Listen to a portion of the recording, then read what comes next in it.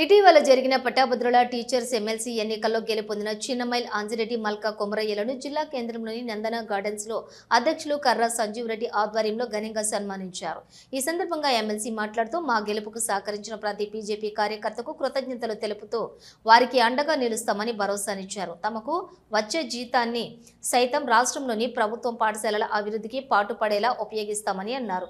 BJP కార్యకర్తలు ప్రజాప్రతినిధులు మనస్పర్ధలకు తావివ్వకుండా కలిసికట్టుగా స్పోర్ట్స్ మెన్ స్పిరిట్ తోటి పనిచేస్తే రానున్నటువంటి అసెంబ్లీ ఎన్నికల్లో మన రాష్ట్రంలోని బీజేపీ ప్రభుత్వం ఏర్పడే అవకాశం ఉందని సూచించారు.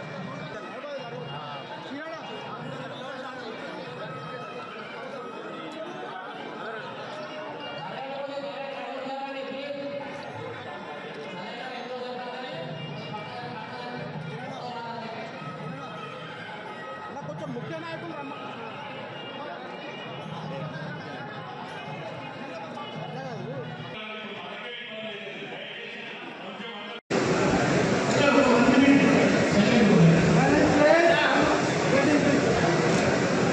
కాబట్టి ఇప్పుడు పార్టీ మనం రామకృష్ణ చెప్పినటువంటి పొజిషన్ మనం చాలా ముందంజలో ఉన్నాము.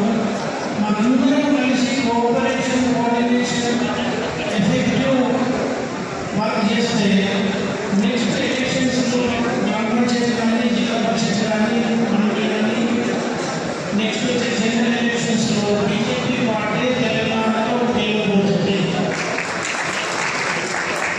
కాబట్టి దానిని మీరందరూ కలిసి పనిచేయాలి. కోఆర్డినేటెడ్ ఎఫెక్ట్తో పనిచేస్తే ముందు మేము ఎట్లయితే ఇద్దరు నేను పిలిపించారో అదేవిధంగా ప్రతి ఎలక్షన్స్లో ప్రతి ఒక్కరు పోటీ చేసి గెలవడానికి ప్రయత్నం సిన్సియర్గా ట్రై చేసి చాలామంది కలిసి కొంతమంది ఓడిపోతారు. అయినా కానీ మనం ముందుకు వెళ్ళాలి. కాబట్టి ఇండియాలో ఒక మూడు స్టేట్లకి కాంగ్రెస్ ఉంది: కర్ణాటక, తెలంగాణ, హిమాచల్ ప్రదేశ్. ఈ మూడింటిలో కూడా నెక్స్ట్ ఎలక్షన్స్లో బీజేపీ గెలవబోతుంది. మన తమిళనాడులో కూడా మన బీజేపీ అందరికీ పూర్తయిపోయింది. నెక్స్ట్ ఇయర్ అక్కడ కూడా మన బీజేపీ పార్టీ వస్తుంది. ఇది రీసెంట్గా మహారాష్ట్ర కానీ హర్యానా కానీ ఢిల్లీలో కానీ ఏ విధంగా బీజేపీ గెలుస్తుందో మన బ్యాలెన్స్ అన్ని స్టేట్లలో కూడా బీజేపీ గెలవబోతుంది. కాబట్టి నేను అందరూ ఖచ్చితంగా పనిచేసి డిఫరెన్సెస్ ఉన్నా కానీ మనం స్పోర్ట్స్ మెన్ ఎట్లయితే స్పోర్ట్స్ మెన్ స్పిరిట్తో గేమ్ ఆడతారు, అలా 50%